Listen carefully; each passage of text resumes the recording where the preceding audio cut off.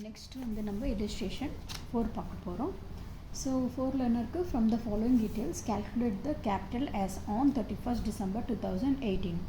So இந்த question இந்த illustration வந்து page number 8ல இருக்கு. Okay, so capital as on 1st January கொடுத்துருக்காங்க. ஓப்பனிங் கேபிட்டல் உங்களோடது கொடுத்துருக்காங்க 27,500. ஸோ 27,500. அப்புறம் வந்து goods taken for the personal use of the proprietor. So personal use drawings நான் ஆல்ரெடி உங்களுக்கு கான்செப்டில் சொல்லியிருந்தேன். ஓகே, ஸோ இது வந்து உங்களோட 5,000.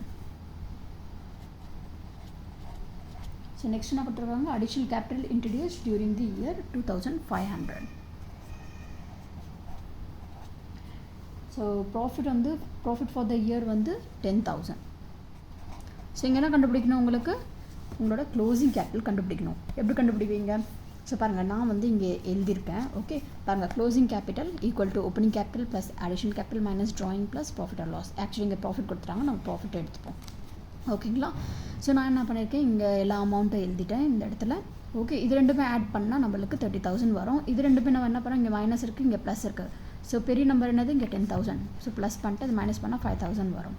ஓகே, ஸோ அது ரெண்டுமே ஆட் பண்ணால் நம்மளுக்கு 35,000 வரும். ஸோ க்ளோசிங் கேபிட்டல் நம்மளுக்கு 35,000. இப்போ நம்ம என்ன பண்ணலாம், எல்லாமே ஆட் பண்ணிக்கலாம். ஓகே, ஸோ 40,000 வந்துடுச்சு. இது ரெண்டு பண்ணால் மைனஸ் பண்ணால் நம்மளுக்கு என்ன கிடைக்கும், இங்கே வந்து நம்மளுக்கு 37,500 கிடைக்கும். ஓகே, ஸோ நம்மளுக்கு ஆன்சர் கிடச்சிச்சு. ரொம்ப ஈஸி, ரொம்ப சிம்பிள் இது.